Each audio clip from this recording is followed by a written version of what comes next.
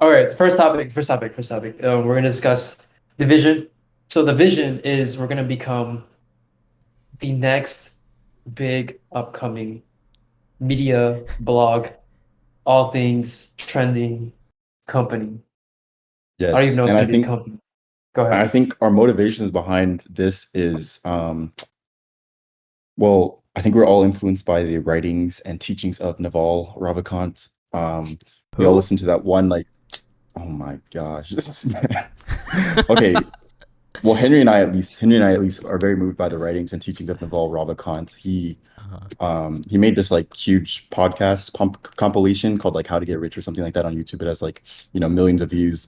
And one of the things that we took away is that there are four types of leverage, right? So you can have labor, which means you get other people working for you and stuff like that. You can have capital, which means you deploy your capital and you get it to work for you. Like, think of dividends from stocks, things of that nature.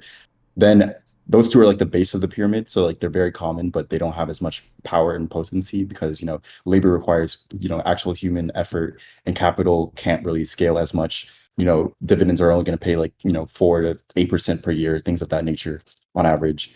But then at the top of the hierarchy, there's code, which all of us are in the tech industry. So we have like pretty strong code and technical backgrounds, which we've, been able to leverage to work on various projects from like the financial industries to like pure like big tech type stuff to like social media to even things like crypto, which we'll get into later. And then there's also at the top of the pyramid media, and we're building out the media part because we need to have all four of them, and we have no media presence as it is now. All right, we chilling. We're being chilling. All right, We're being. last introduction, last start off. All right, last kickoff. All right. Um,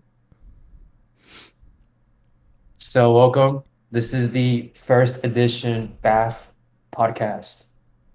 Um, What the fuck is we're- up, viewers? Um, sorry.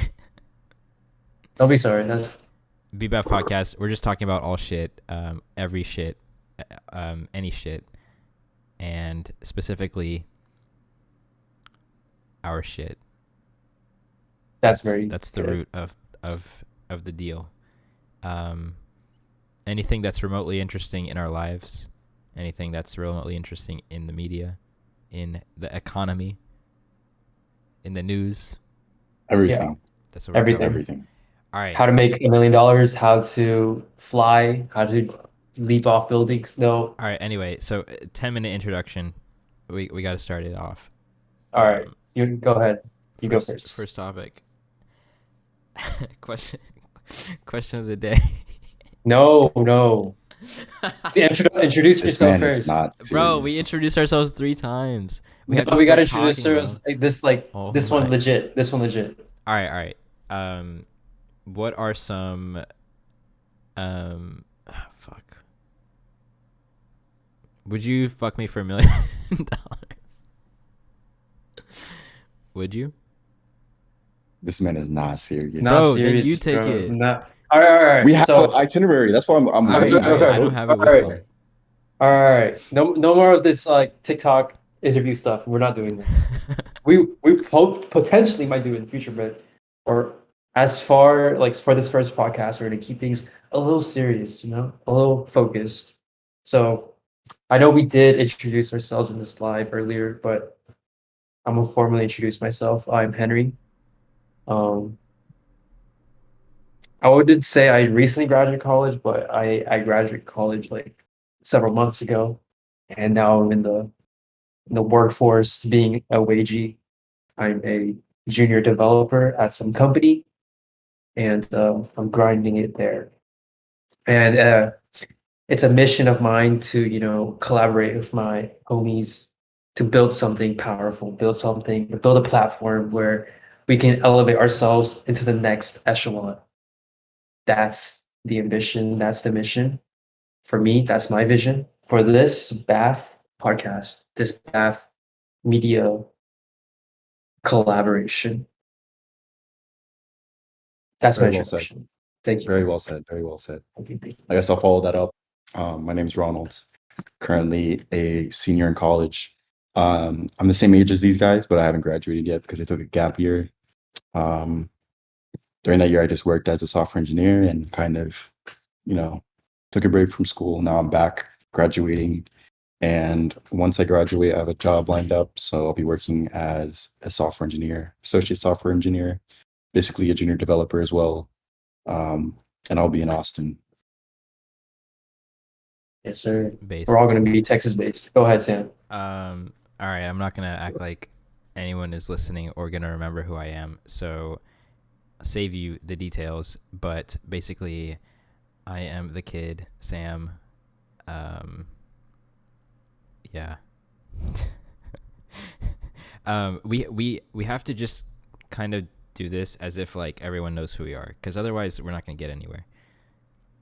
No, I think introducing ourselves is a good segue into other things. But don't worry. No stress, no All stress. right. But anyway, All yes. right, yeah, we're gonna get into the itinerary. So things we're gonna be talking about is I'm not sure if we're gonna follow the direction or in the order, but first things first is the FTX collapse, the FTX destruction, self-imploding, with SBF, Sam Bankman-Fried, Not scamming. related to me. Yeah, this is Just to be different clear. Sam. This is Sam, the once billionaire, the once 30 under 30 billionaires. That is crypto poster child, dude. I think his net This worth is, peaked at like 24 billion or something like that.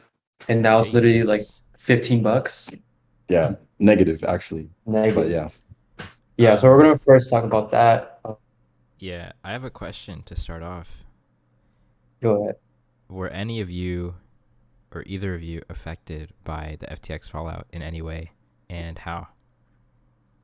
I was sort of I had cash on FTX US that I had to pull out. But I wasn't affected as badly as some of these people I've seen on Twitter where they've lost like thousands of dollars to millions of dollars locked in FTX. Um, right. I mean, there's hedge funds that had their entire portfolios essentially on FTX and they were just like, algorithmically trading it. And I think one lost like 30 million, like huge sums of money that are being lost on there, like unable to withdraw, which is absurd. yeah, I think that's absurd. It's also crazy because I feel like the crypto Twitter sentiment viewed FTX as, the go-to, the golden boy of crypto. It's run by the CEO, Sam Bankman-Fried. He went to Jane Street, did this very 1200 IQ arbitrage scheme where you went to, I think, Japan to like sell Bitcoin for a premium there or something like that, or maybe vice versa. He did all this stuff. I feel like that definitely created a facade of him being like a genius of crypto. He knew what he's doing, and I think that fooled a lot of people. I So think I think, yeah, go ahead. I'll just say, like, I listened to, I think it was the New York Times podcast on SBF. And basically, to create this image, he would, like, try to act as disheveled as possible and make it seem like he, didn't have to put any effort into, like, being good at trading cryptocurrency. So, like, when investors would come to his office, he would, like, people would take them to a room that was right outside of where he slept on his beanbag every night.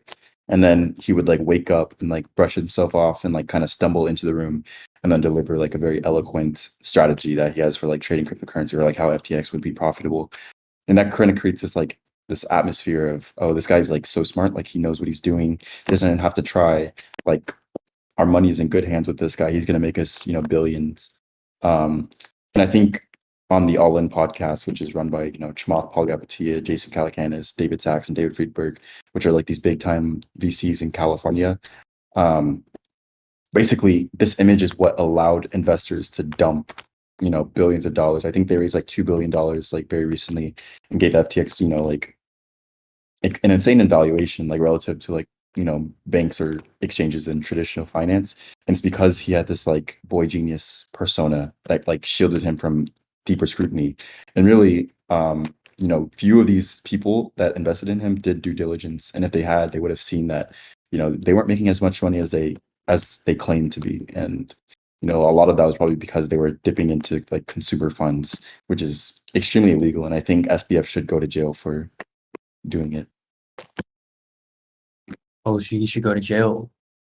Well, Yo, yeah, oh, like also that's like speaking of jail, like Elizabeth Mhm. Holmes, wasn't she like sentenced to like 14 Yeah. years? I think 11. Yeah, 11? I think so. That's actually not that bad. And then based on like what's the guy who did the pharmaceutical, the pharma bureau? What's his name? Oh, Martin Shkreli. Yeah, Martin Scully. Apparently he said like his prison experience was like very, very customized. Like he was able to play tennis. He was Oh able to yeah, like do a lot of stuff. I think he was in like a special prison. yeah. So I like white collar criminals get to go to like these resorts almost, compared to like how yeah, most Americans are living. They get like good meals. They're like given their own like TVs and computers and shit. Maybe not computers all the time, especially if they did like a computer crime or some shit. But yeah. And they dude, yeah, go ahead. yeah, go ahead. The facade that he created, like I definitely was like caught off guard. When people were starting to say like FTX was insolvent, I didn't believe it. I honestly did not believe it. I thought it was like, there's no way. Um, People are just fighting FTX. Like CZ is a competitor. He's obviously trying to like, um, flood FTX, destroy its like credibility. So I honestly thought like nothing serious. Um, what was the moment you guys realized like that shit was about to go down? I kind of learned from y'all first because I'm not even on Twitter. Twitter has a very vibrant crypto community. Like that's kind of like the main source of information in crypto. And when I was like heavily interested in crypto, like a year ago, I guess, I'd find out everything there. So y'all would share stuff and it'd be like SBF, it's like, or I think it was something like SBF declares bankruptcy, and then CZ, who is the CEO of Binance, like the world's largest exchange, he was thinking of like buying us at like FTX, and that deal fell through. So I was kind of like seeing bits and pieces, but now I'm kind of like, through other podcasts, I'm kind of figuring out what happened. But I think I don't know, there were some red flags earlier on, but I don't know. What do you think? And when did things start like looking weird for you? Sorry, I'm just jumping back in. I was grabbing a snack. But I was listening the whole time. I just want to comment and say I was in Portugal when this happened for the Solana Breakpoint conference, and there were actually whispers of FTX insolvency like going around. I don't know if it was anything more than just people referencing tweets, but I definitely heard FTX rumors before everything went down. So it was pretty interesting because everyone kind of brushed it off and no one seemed to really care. And then I guess when withdrawals were paused was when the real red flags dropped and everyone kind of lost their shit. And then the whole deal with like CZ and all the talks about like FTX getting bought out and then that falling through is when everything really kind of came crashing down. Yeah. Yeah. Yeah, I thought for me, like I realized like big red flags when they paused their FTX.com's like withdrawals. Or people had issues with their withdrawals and on FTX.com, the international domain one. Um, that's like when I started, oh shoot, I should start pulling out my funds from FTX.us.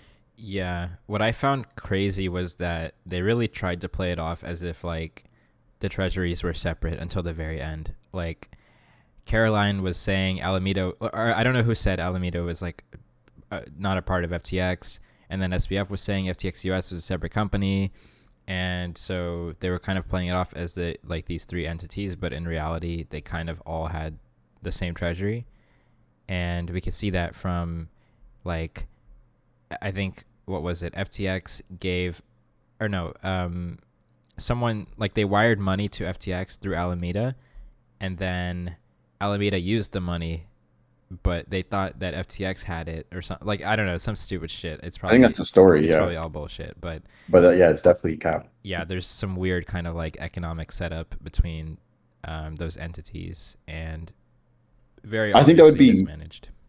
it would be possible if we're talking like $100,000, maybe even a couple million, because in the grand scheme of crypto, that's not that much. But $8 billion is a lot. for crypto, especially now with like the prices being deflated. Like the market cap of crypto is deflated as well, and 8 billion is quite significant. So that Yeah. doesn't just get lost. You don't just like accidentally send that to the wrong account or whatever excuse they made. And then there's like the immediate fall off where like there was a hacker that got like 200,000 Ethereum, which is like hundreds of millions of dollars. And then SBF's tweets got leaked, and we found out that he is quite a menace to society. Yeah, like so this $8 billion, like did they find through like the transaction addresses, like did they find where what happened to it, or is it just like still people are still trying to figure that out? People think that FTX lost like a ton of money from Luna. So basically, and a lot of They this were is coming from exposed to it? Oh my yeah, God. a lot of this is coming from what Brian Armstrong, which is the CEO of Coinbase, said in the All In podcast. But essentially, they had exposure to Luna, and they lost like maybe a couple $1 billion from that alone. And it looked like they were going around buying up like fallen companies. Like I think BlockFi went under, and then like a couple others, 3AC went under, and they were like buying up assets, right? But really they were trying to cover their own trails, and they try to like project strength and make it look like they were on top of it, but really they had lost. That kind of started this whole death tunnel. What I was seeing, I don't know if this is accurate, but wait, can you guys hear me? Yeah. Yeah. Okay. Sorry. What I was saying was, I saw some. Well, I mean, it was retweeted by Suzu, of course, but it was like someone saying that, FTX. Who was it? Alameda. What happened? I think FTX. Yeah. So FTX like shorted Luna or something like that, and then they basically caused the collapse of Luna and UST. And then Alameda got caught in the liquidations, and then they had to get bailed out by FTX.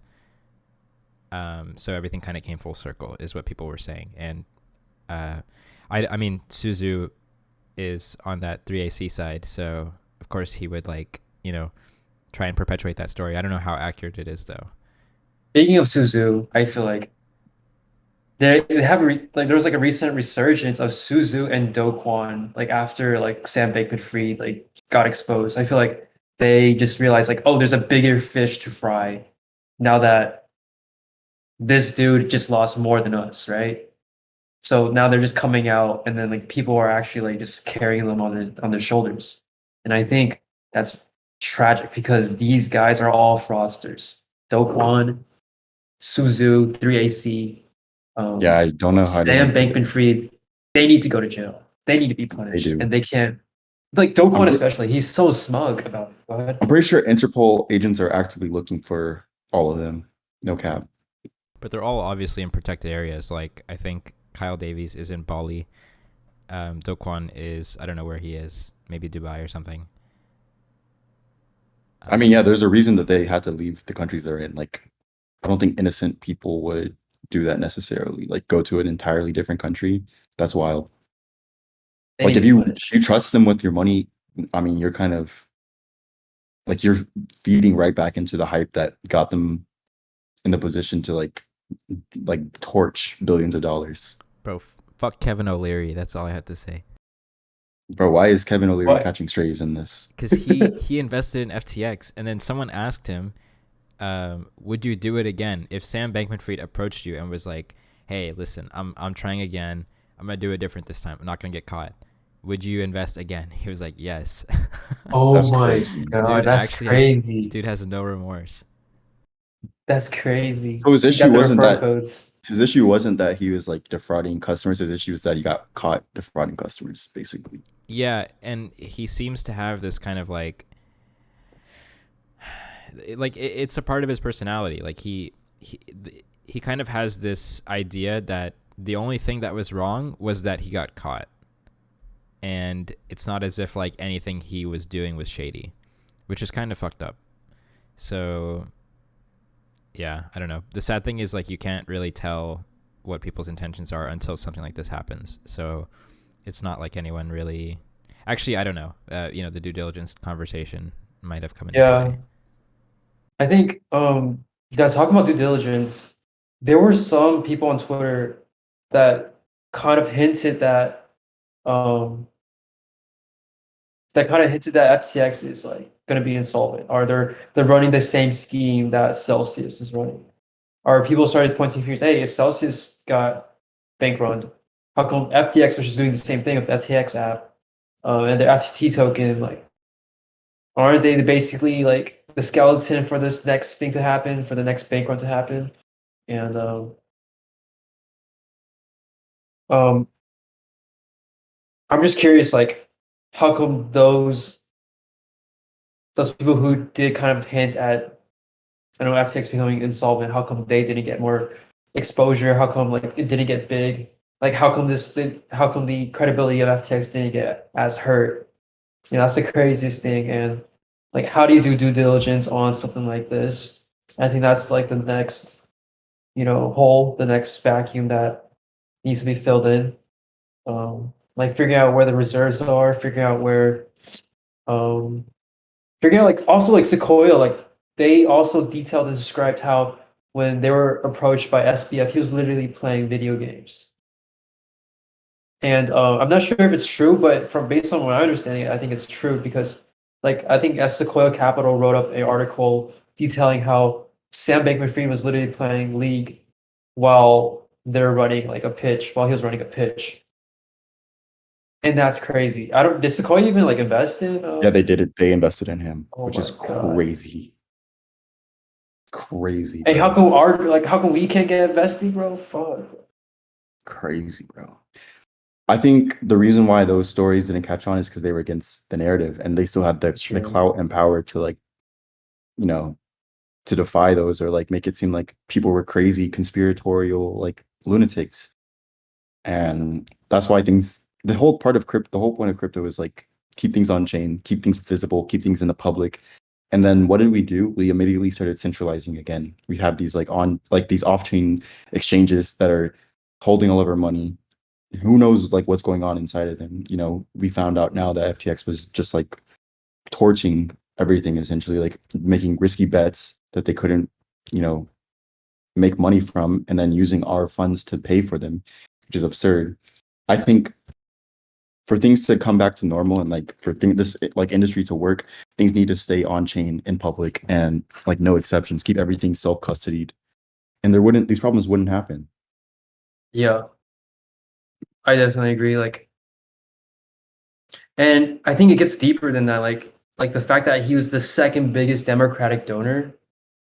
The fact that he moved to Bahamas, so it wasn't like regulated by the SEC. Like he did so many loopholes. Like,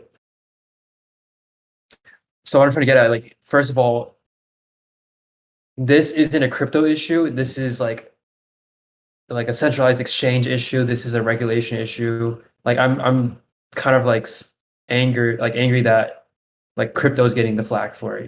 People are blaming crypto for this when it's actually just a shitty company, and people put a lot of trust in it. And I just feel like since he's so involved with politics, this is going to be such a huge unraveling of events. He's a contagion. This is a contagion event. This is the big domino effect, I think. Kevin, it's crazy that he sucked in like big celebrities. He got Tom Brady, Stephen Curry, who's also down bad because he's also going through divorce. Like now he's also down bad because of money. Hopefully he didn't have money in FTX, not US, but Stephen Curry, like you said, Shaq. Shaq has photos with SBF. Kevin O'Leary. Was Jim Cramer like saying that SBF is like a genius that people should listen to?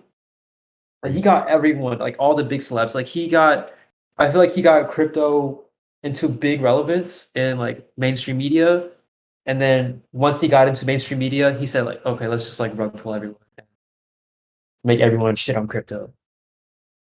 And it's just crazy. That's just crazy. What do you think? How do you think this, like him being the second biggest donor to the Democratic Party, how do you think that's gonna unravel? I think it was mainly because he wanted specific legislation to get passed through, and Democrats were controlling the House, the Senate, presidency. So it makes sense.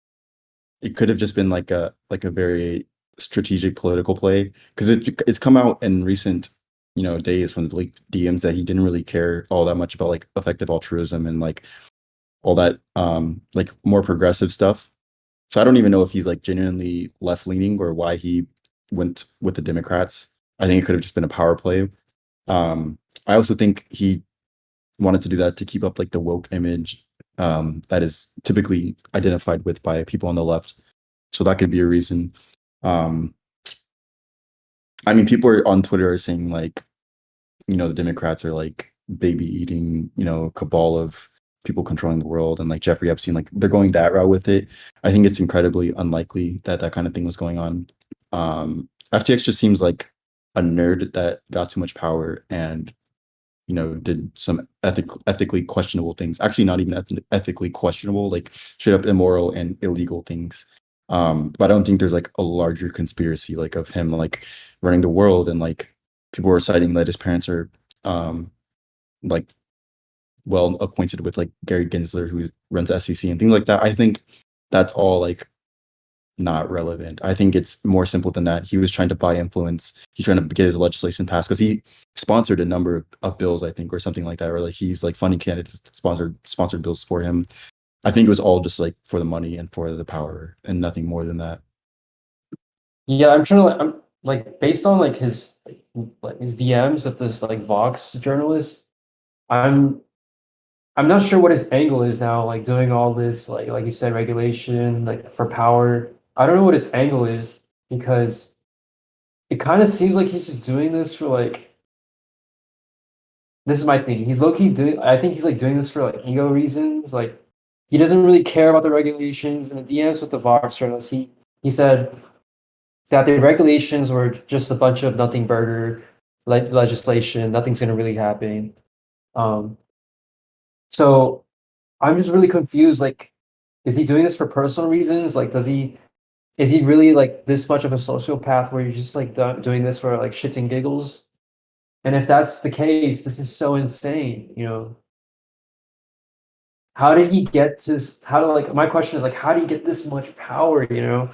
And from based on some snooping, people dug up some information that his dad has like relationships like with like with the head of STC. What's his name again? Gary Gensler. Yeah, Gary Gensler. Um, like his parents just have big ties with politicians, with the SEC. Like, um, I'm just scared that this contagion is just like far deeper than what we are imagining. Um, And if this is just like a personal side quest he's doing and he accidentally like fucked up on the side quest and he's treating it like a side quest, it's just super insane to me. Um, I really thought this was like a movie ending. Um, I think it's and possible that yeah, there's more at play here, but I think it's the story here is just one of greed more than anything else.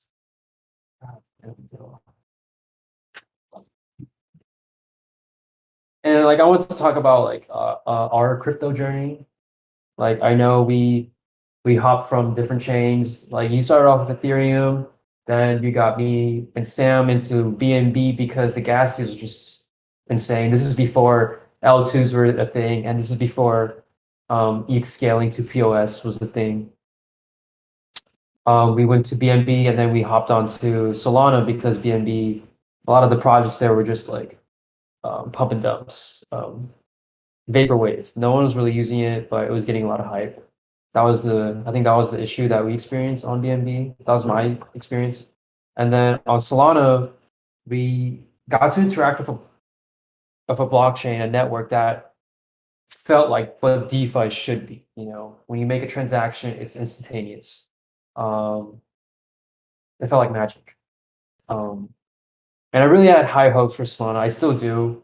And it just the reason what I'm trying to get at is when FTX collapsed, it seemed like it kind of dragged Solana along with it, which is very tragic because I feel like we got to separate the investor from the actual project. FTX is just the investor, right? They did help build a lot of like frameworks and primitives such as like Serum with the order limit books. They did build a lot of key features for Solana, and with FTX collapsing, do you think that it hurts the legitimacy? Do you think it hurts the credibility of Solana? And what are your thoughts on Solana right now? That's a great question. I think there's still like a ton of development happening on Solana that is outside of like the direct influence of FTX. Like FTX was definitely a big player in the beginning and helped fund a lot of projects that like made Solana one of the most popular chains in existence currently. I think there's just gonna have to be a period of time. What I think it's affecting all of crypto in general. Like it'll affect crypto's usage and development as well. Um, because the narrative that crypto is like the wild wild west and that there's scams that are ubiquitous almost and that there's nowhere safe to run to. This leads credence to it because this was the biggest and most solidified player in the game, I think, especially in the West. I think Binance is more so that role in Asia. um but for the West it was Coinbase, I think. But in terms of like real trading and like volume, and like the more experimental side of crypto, that was definitely FTX's domain. Um, I think development, on the other hand, is something different than like pure, looking at prices. Like prices will definitely take a hit. I think, they're still going to continue to drop. Um, but development is still going strong. I'm looking at the GitHubs every day. I'm working on things as well when I have the time, and I think that will continue on because people that are really in it are like in it for the technology, unironically. And this is just, a small setback in like an overarching dream of, decentralized finance and, Yeah. custodied wallets and things of that nature. If I can kind of comment on the separation of FTX and Solana, firsthand experience in Portugal. I mean, the community is like really unmatched. I think Solana has a very unique way of onboarding developers and builders and like puts a large focus on really building out the ecosystem and not just like making money, which is really refreshing to see because I think the whole narrative for the adoption of crypto in general is like we want it to replace the inefficiencies of our current economic system and any other things that we can optimize essentially. And I feel like Solana puts a large focus on that. There were a ton of like really cool applications of like crypto in general that I kind of heard about for the first time while I was there. And this was just a couple weeks ago, so it's really fresh in my mind. One thing that stood out to me in particular was the Solana mobile phone.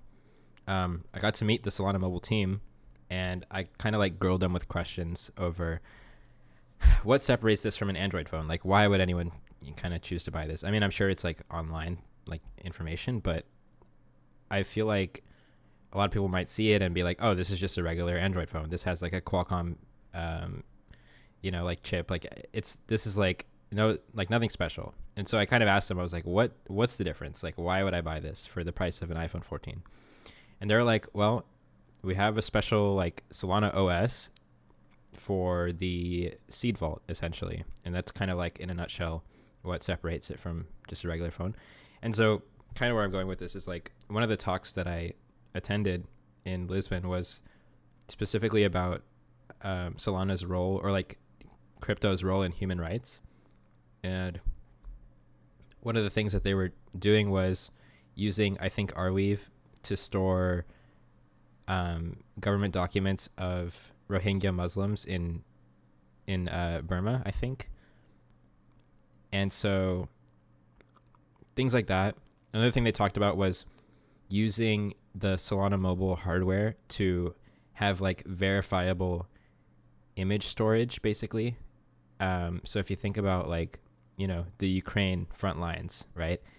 A lot of Russian media is focused on just discrediting like Ukraine media, and it's kind of like this war of propaganda I mean, there's no shortage of propaganda on the West, I'm sure, but it's kind of like a never-ending battle.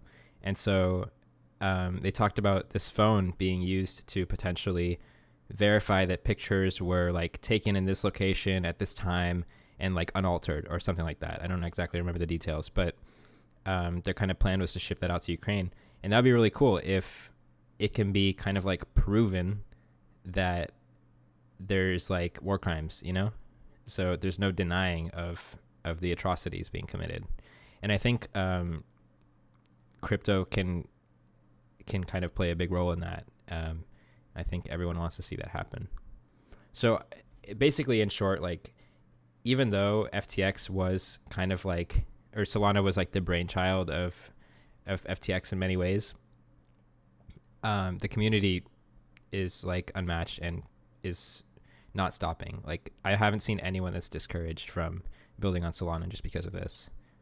You know, like, I met Anatoly, like, I don't know, like, everyone seems really in it for other reasons than you might think. Facts. Anyway, monologue over. No, that's good. That's good insight on like the development sentiment of Solana. All right. Yeah. Well, I think that was a very good discussion of the whole situation. Anyone have any other additions before I maybe move on to another topic? Or Yeah, I think what we do can y'all think? segue from here. Sam, you got anything? Caroline SPF. No, I'm just kidding. I wanted to comment, like, it seems like they're very open about their stimulant use in the office. So I don't doubt Wait, it. what? Wait, No, I don't I don't doubt know it. He about like this. he definitely he does like I think on some tweets like he mentioned that he does amphetamines or he does like yeah, stimulants. yeah, he But literally. that just means like Adderall, right? Or what does that mean? Like meth? I think Adderall for sure. Well, there's like some patches. Like, they literally, like, in a picture, you can see two patches, like, That could just be wrappers. caffeine, though. No. Like, someone matched it to like what it is, like, what like the drug is, and it was some kind of, like, I don't know if it was an amphetamine, but it was some kind of stimulant, and it was he had like a tweet that was like stimulants in the morning, and then like something sleeping pills at night or something like that. It's like, why are you so open about this? Like, I think that speaks a lot to the kind of like work culture and the things going on behind the scenes, because I don't feel like that's a healthy working environment. But That's a based play devil's environment. advocate to play devil's advocate on this It's a topic. very based environment. Like Elon Musk has mentioned like publicly in interviews that he does Adderall when he wakes up, he does Xanax to fall asleep. And I think this might be a normal thing to the work environments that SBF is in, that Elon Musk is in. It's very intense, very fast paced, very a lot of responsibilities, a lot of workloads. So I think just to add some flavor to this conversation, in Drake's Her Loss album, he's saying, and I quote, "Shout out to the people working 9 to 5. I work 9 to 9. I know this seems crazy to a lazy mind." All right. yeah. And then he What also is he said, saying here? he also said, 21, can you do some? He did say that. I think what he's saying here Right. is like there are different types of people in this world, right? There are people that work to live and live to work, and this is becoming very apparent with like the Twitter thing, right? I think Elon is creating a community or a workplace that is for people that uh actually I don't really know what it is. I think he got rid of a lot of people that work to live in the sense that they come to work and they just want a paycheck and then they clock out, which is definitely fine. I don't Yeah. think there's no right answer, but he wants to make it a place where people are like they wake up every morning and they're thinking like, how do I make Twitter better? You know, and that's not a lot of people, but as like a a capitalist, like it's in his incentive to hire workers that will want to be worked 60 70 hours a week versus like 30 hours a week of work that they were doing before. um so I would say that it is it can get out of hand, but I think it's in his right to do it. If he bought Twitter for $44 billion, like this to be expected. And you can leave Twitter. I definitely would. Like, I don't think Twitter is going to be successful. And as like a developer, I wouldn't want to work at somewhere where I think my future would be like, damaged or whatever, or I could be laid off at any second. So I think it's up to him. I wouldn't want to work there, but it's his company. And that's just how the economic system that we're under works. Feel free to disagree or agree, you know. I low key disagree Okay. because like I agree that most people are like generally work to live. But there are a select few that will dedicate their lives and soul to someone named Elon Musk. They will dedicate their talents to his mission. And I feel like as long as like Elon Musk secures like 3 or 4, like for every like 10 people he loses, like as long as he keeps like one like 10x engineer, I think he might be safe in keeping Twitter sustainable. Like, are you saying that, do you think Twitter is gonna like implode and you think people are gonna move to a new platform and Twitter's gonna disappear? Yeah, that's basically what I'm saying. I think Okay. he's fired so many people, or like so many people have left, that, you know, even if you are 10x dev, there's only so much you can do in your 8 hours. I think at some point you do need the, you know, the person hours put in every week. That said, I will recognize like a certain statistic that I saw earlier this week, that basically since like 2013, Twitter's user base has only grown 50%, but its employee base has grown 7.5x. So I do think there is room for people to be laid off, and still have Twitter run effectively.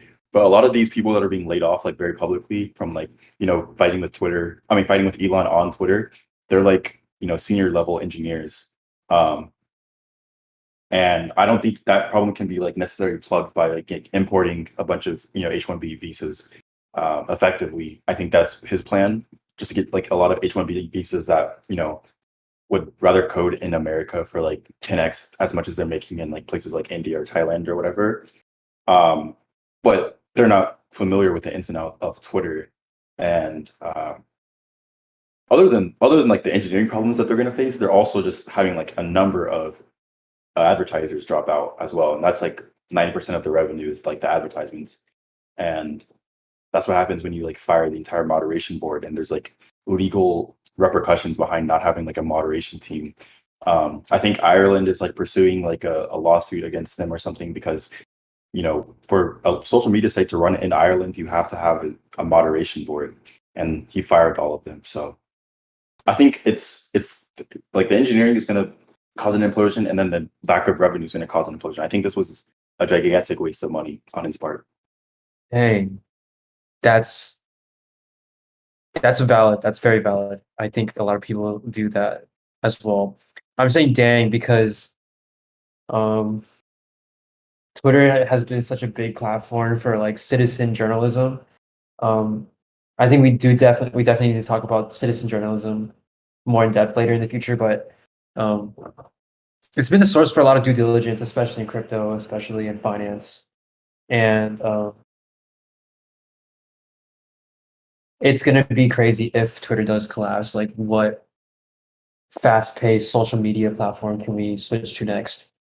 But do you think that Twitter does not have a strong enough network effect where people simply can't move away from Twitter? They're always going to be indirectly involved or indirectly associated or indirectly exposed to Twitter. You don't think Twitter has a strong enough network effect to keep users? I mean, if Or you just you look at do? like Okay. Go ahead, if you go just look at like TikTok and what TikTok was able to do in terms of diverting revenue from Facebook, like Facebook, because of I'd say largely because of Facebook. I mean, largely because of TikTok. Facebook had like its first quarter of like, you know, negative growth or something like that, and started losing more money than it ever had. And I think that just shows how disruptive social media space is. Like, there's no such thing as like, um, I don't think you can be too big to fail, is what I'm trying to say. Like, the power of network effects is massive, but there can always be a bigger network. ahead.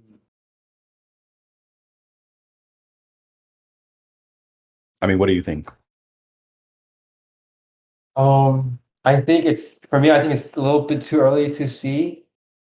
We have to see, especially with FTX as well. Like we have to see after the dust settles, like where things are.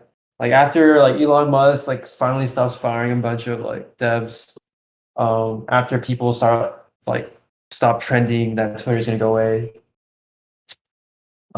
Maybe we'll see like where it lies, but I think right now, like the biggest thing that will halt like Twitter is if he really does fire enough devs, like necessary devs to the point where like Twitter definitely like gets like goes down for like 2 weeks, I definitely think that will destroy Twitter. But as long as it stays up and running, I think it might keep going.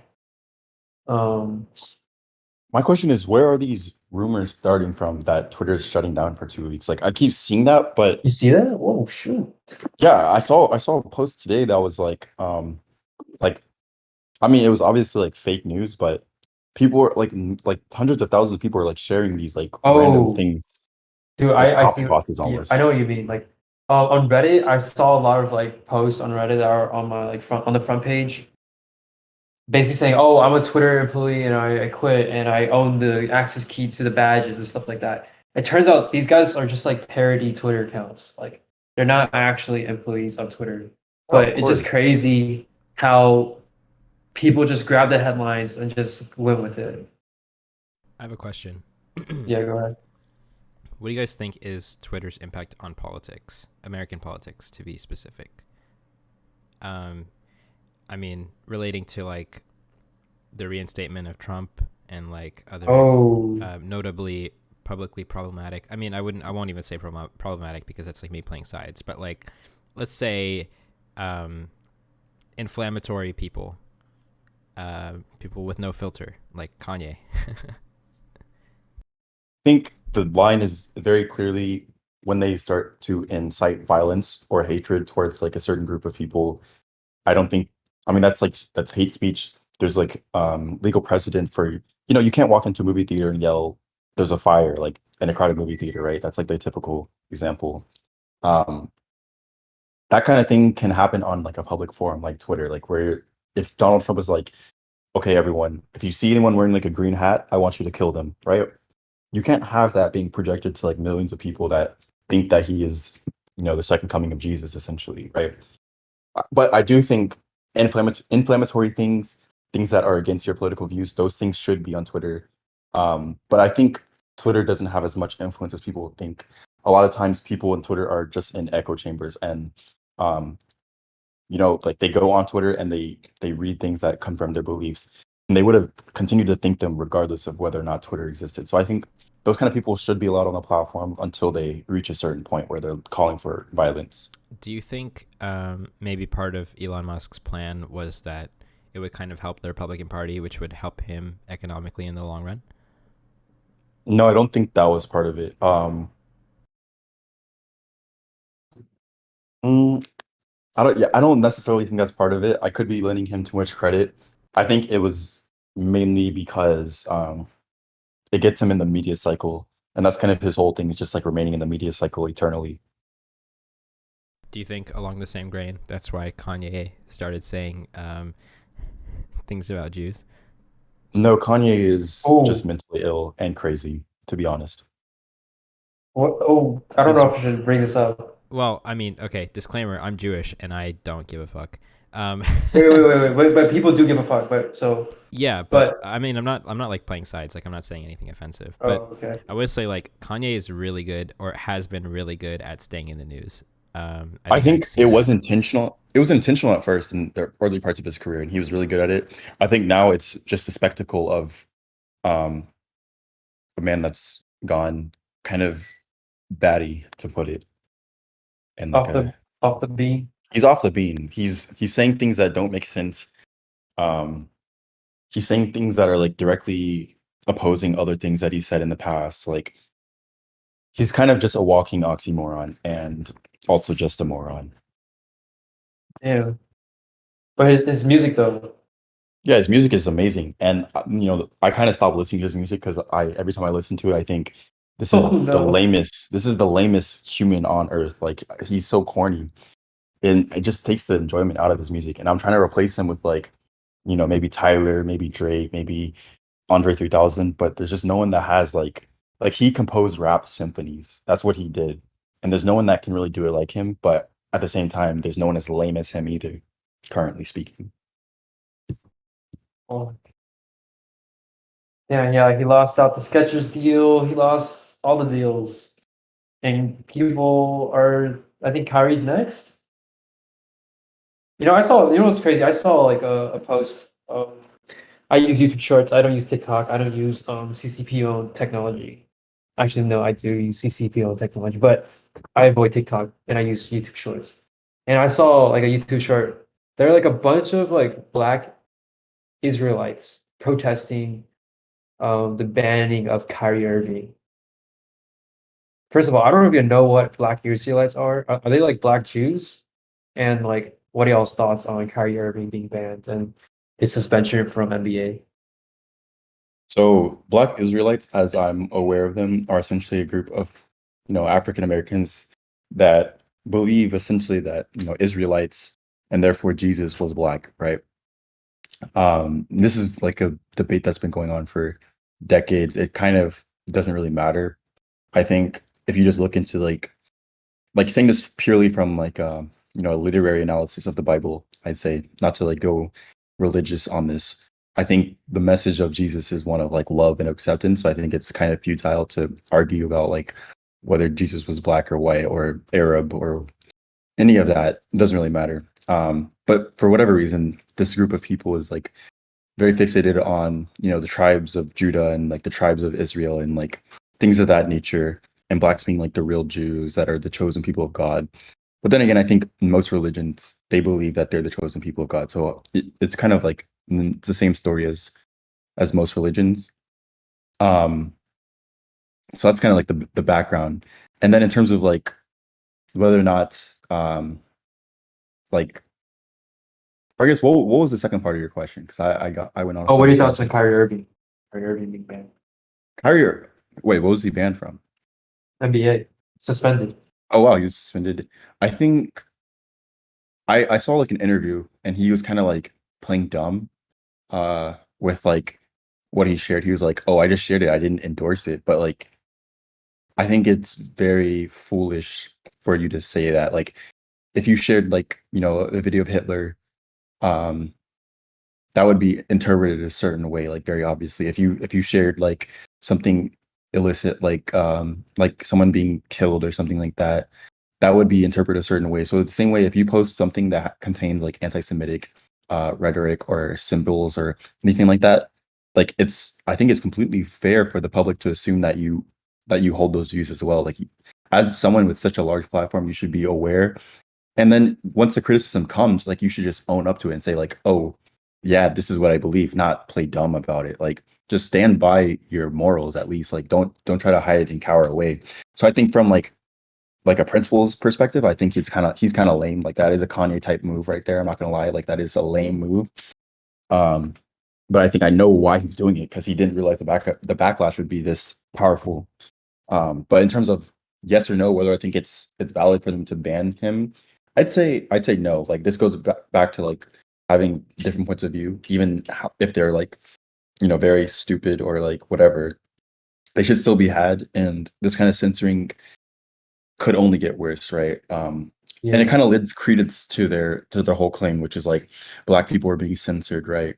And if you just don't censor them, then they won't have anything uh, to make that claim with. And also to clarify, I am black, so I do have some right to say this before people, how people are these days. Yeah. So yeah. Mm-hmm. If I could say, so I feel like things with Kyrie have been going on for like a long time. I mean, if you remember like the anti-vax stuff. Earth is flat. Yeah. Wait, no, was he anti-vax or was it just Earth is flat? He's anti-vax and Earth is flat. Yeah, I mean, okay, look, I don't know, like, I wouldn't, I don't know if I would understand if the NBA banned him for saying that the Earth was flat, but I could understand the vaccine thing because at that time it was like physically a risk to have people that aren't vaccinated near you, right? I mean, okay, yeah, you can argue. Maybe you think vaccines are harmful to you and they give you some kind of disease that can pass on to me or some, I don't know, some crazy shit like anti-vax shit. But like, I think that would have been valid to ban him on the basis of like being an anti-vaxxer. Oh, he was suspended. Oh, he was. Yeah. Yeah, so I think that makes sense. But as far as like, well, okay. Honestly, I don't know. Like, for the anti-Semitic shit, I don't know what the list of demands was. I kept on hearing about that. They wanted him to like do some stuff to get unsuspended. Yeah, I don't know what those were, but it's a pretty I mean, it's lengthy probably like a list. public apology, I'm assuming. I don't know the specifics at all. But it just seems like he doesn't want to apologize for these kinds of things. Like he doesn't want to own up to his actions, which is what I think is lame. Like I think if you're gonna have radical views, like stand by them. Don't cower from them. Or otherwise, like what are you even doing at this point? Oh, you guys want Like to wrap things up? you can't Oh, be half what? based. You can't be half based. Sorry, continue. I Sorry. No, never, no, no, I no, no. never wrap it up, Henry. No, I'm just saying, do you guys want to wrap it up discussing like how do we get our podcast to the next level? I never wrap it up. I never wrap up my. What does that mean, Sorry. bro? What do you mean? Got like 12 kids. This is the man that was giving us a pep talk on not to Yeah, be this is wilding. before we went live, he was like, we can't be wild, we can't go crazy. Now he's a silly goose on a skateboard. Wait, who said I'm a silly goose? These are just my beliefs. Are you crucifying me for my beliefs? Like, I'm are you? no, I'm not gonna say that. We can't. I don't even know if like I feel like these days we can't even say like religious stuff either. You It's can say crazy. anything you want to me. I won't care. No, no, You can go. You can go DEFCON 3 on me. no. Okay, let's get back. Let's get back. How do we elevate our podcast? How do we get our reach to the next level? Like, I think that's the biggest challenge for us is like, how do we get an audience? I would say promotion, consistency, and having something that no one has. I'm gonna shade a podcast that I used to listen to a Alright. lot, real quick. If you guys know Rancho Boys, I need a photo. it's those people that are always on TikTok talking about like relationship shit. It's like 3 girls, 3 guys, usually, basically. Ronald, do you know Rancho Boys? The dudes are like Mexican, and the girls are Asian. No, probably- I just looked it up. I've seen them on TikTok. What about them? What Yeah, about yeah, I just looked it up. I've never seen or heard of them. So but I continue. used to watch them a lot just because they're hella funny. I will give them that. But I'm not gonna lie, some of their takes are kind of trash. Give me one.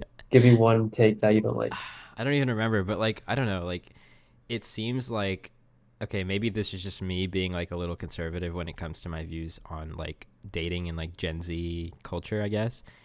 But they seem kind of like very fully subscribed into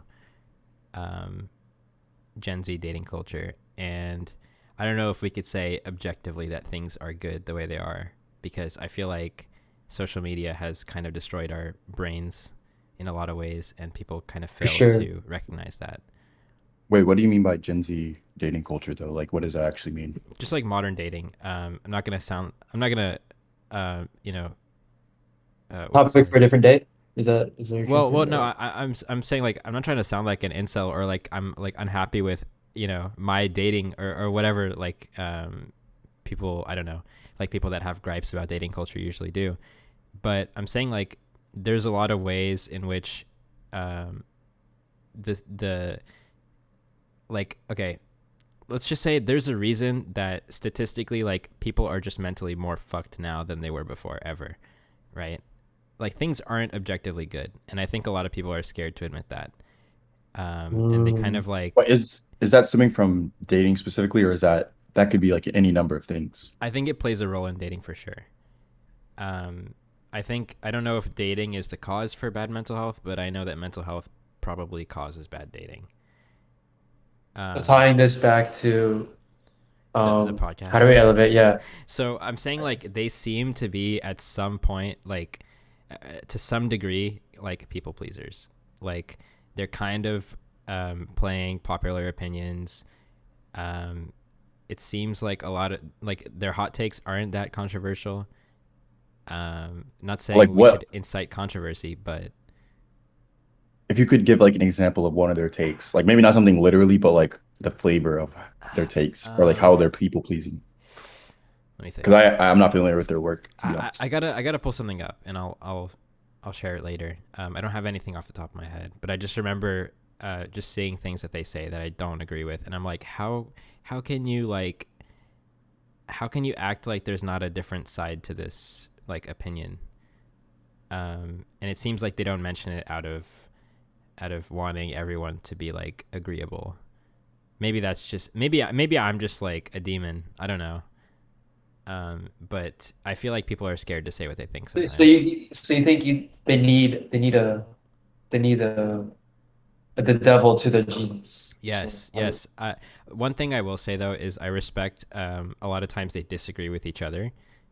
Not on like really hot topics, but a lot of times they do like fight each other over things, which is kind of cool because I think you need like different opinions. And I think kind of bringing this back, that's what we need. We need fights. We need different perspectives, different opinions, different. So you expect me, you, Ronald, and Alvin, and hopefully other guests to go crazy on each other. Yes, DEFCON 3 Okay. specifically. Okay. Yeah, we'll bring that. We'll definitely bring that to the table. And okay, I didn't mean to flame them because it didn't sound like, I don't know. I like kind of turned it into a non-flame. But anyway, yeah. I think the strategy is to look at other podcasts and be like, okay, what do they have and what can we kind of provide? Because like, I think the way they kind of like rose to popularity was that they brought this kind of like constant discussion on dating that no one else like really did, which is kind of getting a little bit old right now. But when they started, how do they share their podcasts in the beginning? Like, how did they get? Are they already popular amongst like college or something? I don't think so. I don't think they were. I think they all kind of had like small followings, and I think they got popular through TikTok clips because that's how I found them. How do they? Who makes these TikTok clips? Like, we need to clip this fans up, basically. Yeah. Yeah. And you have like funny moments. Yeah. But I will say like dating discussions are very oversaturated now. But 2 years ago or like a year and a half ago, whenever they started, it was not. And they kind of had that like fresh perspective. So my question is low key, like, are we getting too old for it? You know what I'm saying? Like, no, probably not. Dude. Okay. Listen, I'm Drake is. I'm tripping. Dude, that's so scary to me. Like that we have to give this up because we're in the workforce. I feel like the only reason why people like say that is because like when you're working, you have to like follow rules, right? But if you look at Drake, he's doing all this fuck shit. He's doing all this crazy shit. Guess what? He doesn't care. Can you do something? Can you do something for me? Yeah. Dude, I feel Drake like has done some. I don't know. Loki, I still feel that way too, but is that a bad thing? Is my question. No, It you could should, be, I think. but the question is, does it matter? Do we care? Yeah, facts. Actually, Yeah. facts, bro. Dude, Facts. Duke Dennis is 28. Duke Dennis is 28. Bro, low-key, like the last couple of weeks, Lil Schizo has been like, he keeps reminding me of stuff that I keep forgetting, and I appreciate that, bro. Let's go, dude. I appreciate that. That's what I'm here for. Because I keep guessing myself, and then homie is always there to prop me up. Like he's my treacherous twin, low key. Oh. Yeah, we gotta stay silly, you know. But so is Penis Boy, bro. Y'all both are always there when I need you, and I for real appreciate that. Because I be on some other stuff sometimes, but y'all keep me in track. To the viewers who will be watching this, we're gonna stay consistent. We promise. I promise. Yes. Sam, Yeah, I you promise promise. too. And since Ronald, we promise. and we're gonna reward our early viewers with an airdrop. So thank you guys for Nah, Yes, we are. We're gonna no. We have the technical experience to launch a token on BNB. dude, that has never gone well for any person that's done that.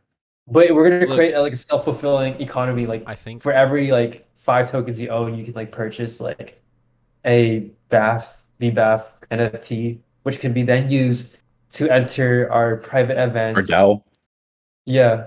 And then if you enter our private events, you get another 5 tokens, which you can then use again to buy more NFTs.